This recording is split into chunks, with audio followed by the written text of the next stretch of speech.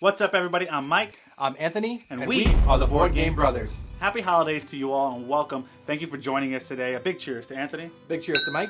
And today we're talking about board games that are Christmas themed. So you can play these on Christmas Day with your friends and family or buy them as gifts. Or play them before Christmas. Why not? So we've played all these games and we handpicked them for you.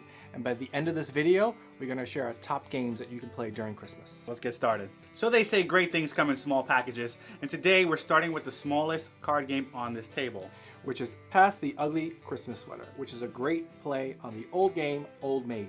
If you don't know how to play that, it's pretty simple. All the cards are dealt out to all the players, so now everybody has a hand of cards. At this point, you're going to take all the matching pairs in your hand and place it face up on the table, basically eliminating it from your hand. Now, starting with the youngest player, they look at the person to their left. Now, without looking at the cards, of course, they're seeing the backs, they're going to pick one card at random and it adds to their hand. If they have a pair, they drop it on their table. If not, they get to hold on to that card. This continues going each person, turning to the person to their left to pick a card at random from their hand. The whole point is to get rid of all your cards and not end up with the ugly Christmas sweater. So the person who ends up with the ugly Christmas sweater is the loser of the game. Le who? The her. And the person who has the most pairs in front of them is the winner. It's a really simple game and it's a lot of fun to play. Highly recommended. Awesome. Let's take a look at our next game, which is Spot It, Christmas edition. Yes, Spot It. There's a lot of variations of this game and they're really fantastic. This is honestly one of my personal favorite games to play. Mine too. Mine. What's really great about it is that there's so many variations of the game, so there's not just one way to play. There's many ways in which you can play it. So we're going to start with the simplest version of this game. Like I said, many variations that you can play. But basically, one card is placed face down on the table. The rest of the cards are dealt out evenly to everybody playing the game, and you can play up to 8 players, which is really, really fun. Here's what's going to happen. Now that everyone has a pile of cards that are face down the table, then there's one card in the middle. That one card in the middle is flipped face up, and there's a bunch of different images on that card. Everybody now picks up their pile and turns it face up, and they're only allowed to use the cards showing on the face. And they have to look at all those images on their card and match it to one that's on the table. If they find the match, they call it out and they drop their card on top of that. Now basically giving us a new set of images, so everyone has to look at their top card and try to match it to that next card again. You have to get rid of as many cards as you can, matching the images, and the first person to get rid of all their cards is the winner. And there's always one match per card. Always. So when you're yelling out the names of each of the symbols, the instructions actually have a handy guide as to what each symbol name is. So that's helpful in determining what the symbol is. Yeah, because some of them you'll know what they are, but you may not remember what it's called. And I've definitely played the game and I was like, star thingy, round thingy, and I wasn't exactly sure what it was. Make sure you read the instructions beforehand. You can pass it around the table so everyone gets an idea of the name of all of it, because you can call somebody out for not calling out the right name. Right. And there's another Spot It, and there's a guy on it, a bearded guy on it. I call him Creepy Guy. So you want to make sure you have the right names when you're screeping out. He's a little creepy. But you want to make sure you're calling out the right names. Highly recommended game. Definitely pick that one up. Right. You can't go wrong. It's small, compact. If you're traveling, going visiting somebody's house, make sure you stay 6 feet away and you can still play the game. Right. As Mike mentioned, there are several versions to this game. So a hot potato, there's poison gift, 3 matchings. You have to lay out 9 cards and match 3 of them. So there's a lot of different ways that you can play this, and we highly recommend it. There's also, you can play in the car as well. The driver can't play, but the passenger shouldn't play. They can play, shouldn't play. They really should. So we highly recommend it. Now look forward to one of our future videos in which will teach you exactly how to play all these variations. All right, next we're talking about a few games here because they kind of go together. First, we're starting with the Christmas trivia game. This specific one we picked up on Amazon. We also have another Christmas, or festive, I should say, trivia game, which we picked up at 5 Below. Both fantastic games, both linked down below for you to go ahead and grab. However, this company also made the Christmas Charades game. So the trivia game, Anthony, tell us about the trivia game. How do you play the trivia game? Trivia game is basic trivia, right? It'll ask you a question about Christmas and you either know it or you don't know it. Thanks, Captain Obvious. Yeah, it's pretty straightforward. And as for the charades, it's the same idea. You get cards, different holiday prompts, and you have to act them out. And if someone can guess what you're acting out, you get the point. But don't be fooled, because some of the prompts on the cards are very challenging. Yeah, he threw a couple at me that I could not actually figure out how to act out. So that's part of this game. It's a lot of the cards are fun, but the one thing we did dislike was that some of the cards were a little challenging to do. But to be honest, sometimes the challenge was what makes the game so fun. And you know what? And if you don't see something in the charades that you like, add your own. Yeah, you can make up your own cards. You really don't have to buy this game. But if you're looking for one that you can play with friends and family, it's already set up for you. This is a great way to go. All right, let's talk about Letters to Santa. This is another cute game.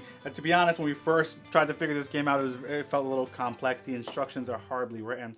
Our suggestion is if you're going to buy this game, make sure you go on YouTube to find an instruction. We'll be putting one up ourselves as well, but it makes it much easier. Basically, there's a reference card that tells you what each of the cards does. Everybody is given one card at the beginning of the game, and that's what they start with. Whoever goes first gets to draw a second card.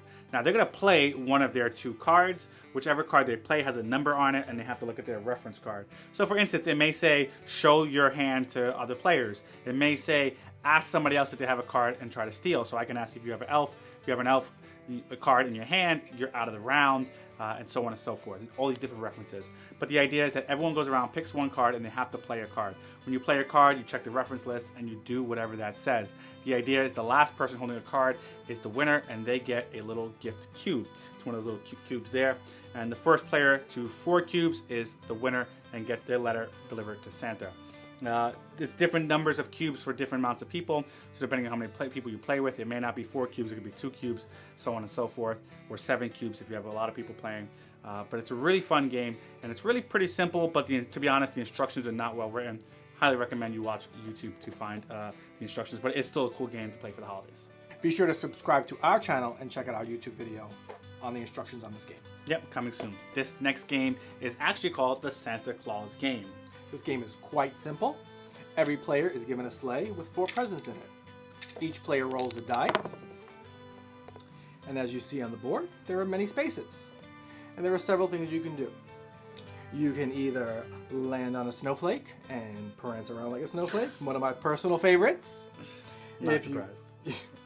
If you land on a ho ho ho, you just do your best ho ho ho. If you land on a musical note, you belt out your favorite Christmas song or holiday song. If you land on the Christmas tree, you place one of your presents under the Christmas tree. The first player to get rid of all their presents wins the game. So that's the point of the game. Get all 4 of your gifts underneath the tree by following the instructions on the board game. Pretty simple. And it's very fast and very entertaining. Yeah, and that's the Santa Claus game. All right, so let's take a look at the final game we have for you here. And this is Anthony's personal favorite, I think. Santa vs. Jesus. My personal favorite. I already said that. I know. Just And I'm say saying it again. All right, tell us about Santa vs. Jesus. So there are 2 teams. Guess what they are? Santa team, Jesus team. Wow. There are 4 games in this box. They are filled with puzzles, riddles, brain teasers, and even team challenges. So for example, one of the challenges has emojis on it, and you have to translate that emojis into whatever it is. So for example, you have a white box and a Christmas tree. What do you think that is? I think that's going to be White Christmas. Good job. You get a point. So proud of myself. You should be.